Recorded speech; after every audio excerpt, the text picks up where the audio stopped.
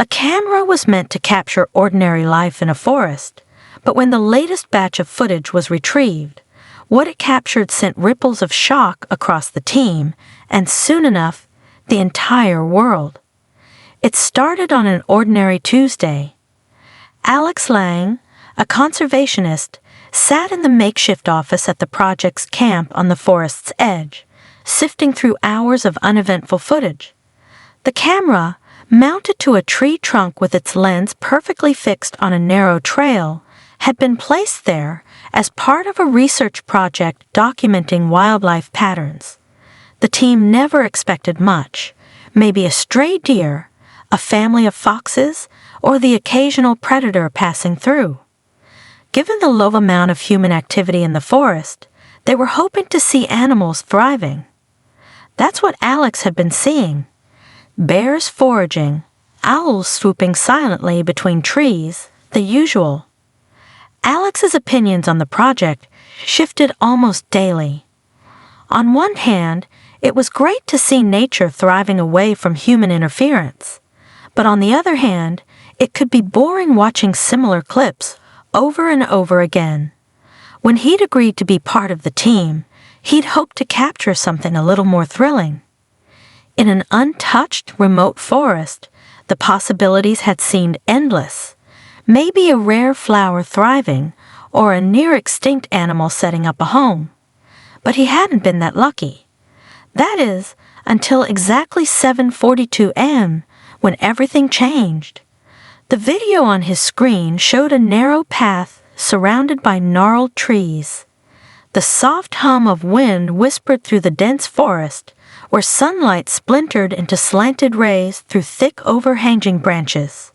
It was one of those forgotten woods, untouched, remote, and haunting in its silence. The shadows danced strangely, but that was to be expected. It was a hazy day, and the light was barely breaking through the thick canopy. Then, from the left side of the frame, a figure appeared. It was a woman. Alex almost fell off his chair in shock, and he immediately felt the hairs on his arms stand on end as he watched the ghostly figure on the screen. She emerged like a specter from the thickets, her pale hair a striking contrast to the dark forest. She wore what looked like a black leotard or swimsuit, something bizarrely out of place in the middle of a forest. Her arms hung limply by her sides, her head tilted slightly downward as if she were moving on autopilot. She didn't look at the camera, she just walked. The whole scene reminded Alex of something from a horror movie. He was suddenly very aware of how alone he was in the office. He was the only team member on site that day, and he wished he was a million miles away from whatever the apparition was on the screen. He leaned closer to the monitor, his heart rate picking up. There was no trail near that spot, no reason for someone to be there. In the entire time they'd been carrying out their research, he could count on one hand the number of people they'd seen, and they all looked much better equipped for a walk in an isolated forest than this woman did. The woman walked further into the frame, then paused, turning her head slightly as if she heard something behind her. But the camera captured nothing else, just the forest, empty and eerily quiet. After a moment, she continued walking until she vanished into the shadows at the far edge of the frame. The footage ended. Alex rewound and played it again. And again. Each time, chills ran up his spine. Something about her felt off, not necessarily dangerous or aggressive, just wrong. The way she moved, her strange appearance, the fact that she had appeared seemingly out of nowhere, none of it sat well with Alex. But he had to be rational. He didn't want to jump to conclusions. Maybe she was a hiker who had gotten lost, though her attire made that unlikely. Still, he couldn't ignore the unease curdling in his gut, or the goosebumps that covered his arms every time he saw her on the replayed footage. This was more than he could handle on his own. He didn't want to be out here anymore. Someone else needed to know about this footage. Alex shared the clip with his boss, Maria Jenkins. Within hours, it had made its way to local authorities, and within days to the wider world. Somewhere along the chain, the footage had been leaked, and now it was all over social media. Conspiracy theorists were running wild with their theories. The video quickly went viral, shocking the whole world. And then there was no stopping the rumors. The eerie image of the pale woman was enough to draw millions of views. Her silent, unsettling appearance in the video set forums and news outlets ablaze with theories. Some claimed it was a hoax.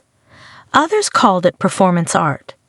There were whispers of urban legends about ghosts and forests, but nothing fit cleanly. People wanted an explanation, to know what was happening in the forest that barely any of them had ever heard about. The authorities took it seriously. The footage had been verified as authentic. No tampering, no tricks. What Alex had seen was legitimate. Somewhere out in that huge forest was a woman, but no one knew who she was. Then the moment finally came. Someone claimed to recognize her. A man named Carl Reynolds came forward with a shaky voice and teary eyes during a live news broadcast. The woman in the footage, he claimed, was his younger sister, Emily Reynolds, missing for 4 years. Emily had vanished without a trace during a road trip across state lines. Her car had been found abandoned at a rest stop about 20 miles from that very forest. The case had gone cold, leaving her family with no answers. Until now, no one could believe it. Why hadn't Emily's case been thought of when the footage emerged? In such a remote location, a car being found 20 miles away from the forest wasn't such a slim connection. The world was gripped by this case, and soon everyone was up in arms over police incompetence. Yet Carl maintained that he just wanted to find his sister. The man's revelation stunned everyone. How had Emily ended up in the forest? Why was she still alive? And why did she look so vacant, so detached? Had she really survived for 4 years out in that forest with no one finding her, until a camera happened to spot her? It seemed hard to believe, but unless they could locate the woman again, no one would ever have any answers. The woman in the forest would remain a mystery. With Carl's steadfast belief that the woman in the footage was his sister, authorities redoubled their search efforts, this time with a new purpose: finding Emily Reynolds. Helicopters flew overhead, drones combed every clearing, and teams ventured deep into the forest's remotest parts. Days passed without progress. There was still no sign of human life within the forest, and the mystery of how the woman had survived for so long seemed to deepen once again. Rumors began to circulate, with many people forgetting that, at the heart of the story, was a woman potentially in danger, and a man who just wanted his sister back. Some people speculated that Emily had been kidnapped. Others said she'd wandered off deliberately, wanting to escape from the world. Other people even accused Carl of knowing more than he was letting on. Then, a breakthrough came, but it wasn't the police or the extensive search parties that found her. It was Alex. Unable to shake the image of Emily from his mind, he retraced her steps as seen in the footage. He'd been studying the video frame by frame ever since he first saw it, cross-referencing it with other camera footage left in place around the area. He was pretty sure he'd identified the spot where it was taken. The path was nearly invisible, overgrown and hidden from anyone who wasn't deliberately looking for it. But he pressed on, pushing through branches and underbrush until he found it. Ever since he'd first seen her on the screen, he hadn't been able to get her image out of his mind. She needed to be found. Even if she had deliberately disappeared, her brother deserved the peace of mind that she was okay. Just when he felt like giving up, when every branch and bramble looked the same, Alex stumbled out into a clearing. His clothes were torn, and his back ached from stooping. He wondered how the woman had made the journey in the unsuitable clothes she'd been wearing. But it was what he saw in the clearing that shocked him the most. At its center stood an old wooden shack. Its exterior was rotting and overtaken by moss. It looked like it hadn't been touched in decades. Alex's pulse quickened as he approached, every nerve in his body screaming at him to turn back. But he didn't. Once again, he was reminded of how little this vast place had been explored. Even with their project, they hadn't stumbled across this location before. His hand hovered over what just about passed as a door handle. Once he opened this, there was no going back. He had to be prepared for whatever was inside. Alex gently swung the door open. Inside the shack, sunlight filtered through cracks in the walls, illuminating the dust that hung heavy in the air, disturbed by the movement he'd created. The room was empty, save for an old chair and a few tattered blankets in the corner. And then there, sitting on the ground, was the woman. She was hunched over, her back to him, her blonde hair tangled and dirty. She didn't react as he stepped inside. "Emily," Alex said cautiously, his voice trembling. She didn't respond. He knelt down beside her and gently touched her shoulder. At that, she flinched and turned her head toward him, her eyes wide and glassy. There was recognition in them, a flicker of something buried deep beneath the surface. "You're safe now," Alex whispered. Tears welled in her eyes, and for the first time in years, Emily Reynolds began to cry. Alex fished his cell phone out of his pocket and prayed he had a signal. He called the police and managed to send them the GPS coordinates of the shack from the footage. Now there was nothing to do but wait. He gently wrapped one of the tattered blankets around Emily's shoulders, then stood by the door, not wanting to overwhelm her with his presence. Soon, he could hear the distant hum of a helicopter, and he knew that help was on the way. So much mystery surrounded Emily. Even though he had 1,000 questions he wanted to ask, he remained silent. The young woman was about to be subjected to enough, from the police, doctors, and her own brother, without his interference. The news of Emily's rescue shocked the entire world. She was alive, malnourished, dehydrated, and traumatized, but alive. The doctors said her physical recovery would take time, but her mental healing would take far longer. She remembered very little about the past 4 years, only fragments of wandering, of being alone. She spoke of something keeping her in the forest, but no one could get from her what it was. The best guess doctors had was that it was her own poor mental state that had kept her there. The shack where Alex found her had no answers. Investigators determined it had been abandoned for decades.